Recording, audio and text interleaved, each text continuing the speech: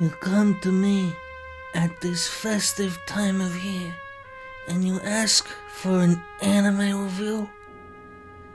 Well, since you asked so nicely, I'll be happy to oblige.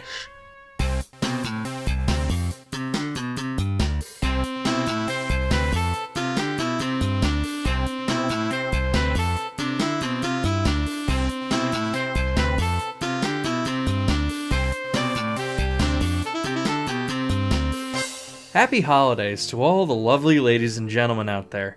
I'm your host, the ProGent, and during this very jolly time of the year, I tend to gravitate towards watching holiday films and specials.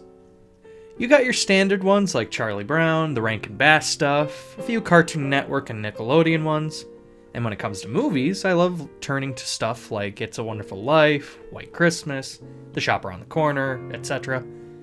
With that being said, there are a few really great holiday options from the world of anime. And today, I'll be taking a look at one of my personal favorites, Tokyo Godfathers.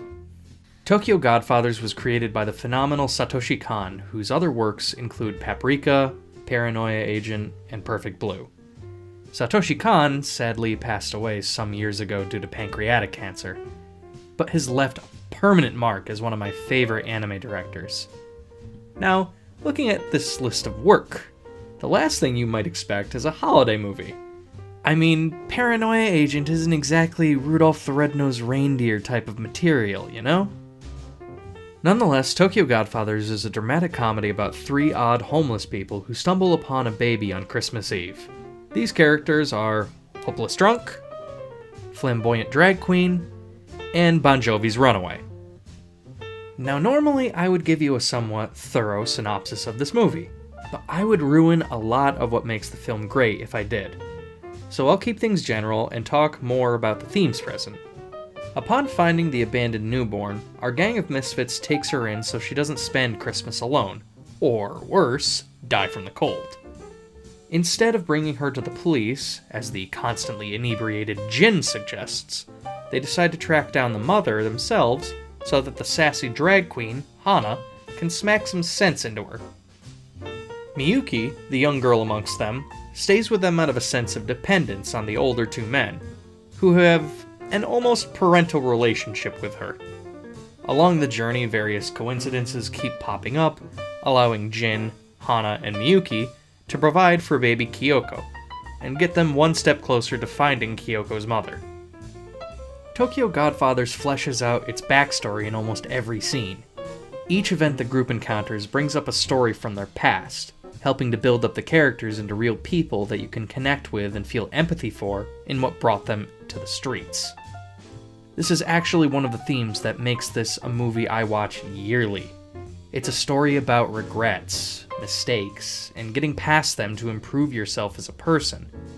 While our main cast ran away from their problems and let them stay hidden, eating away at them, one small change allowed them to accept their mistakes and start to heal.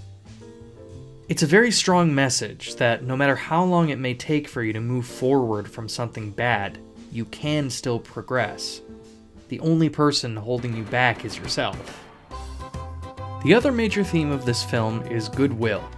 If there's one thing that happens more often in this film than anything else, it's acts of goodwill to the main trio, or to strangers they meet.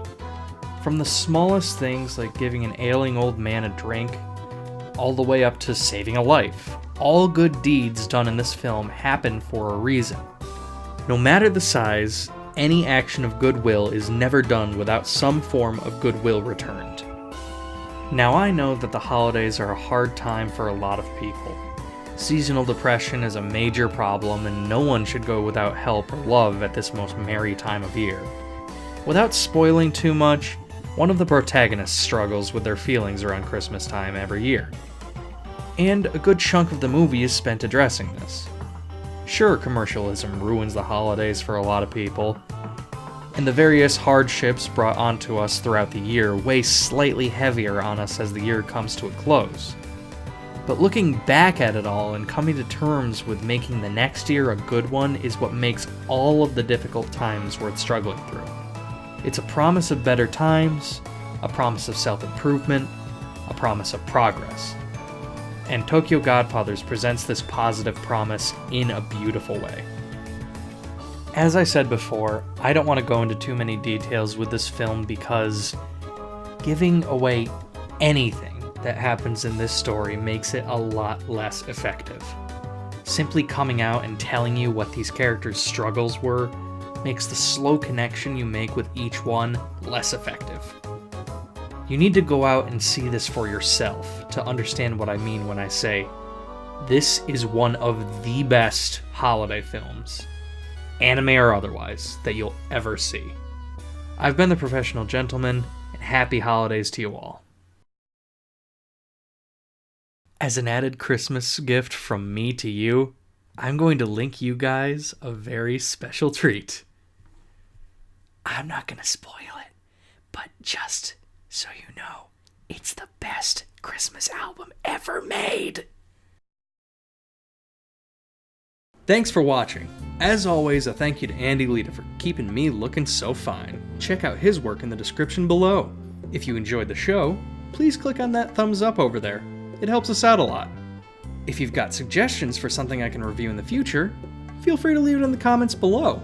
And of course, subscribe to my channel for future content. Love ya, boy.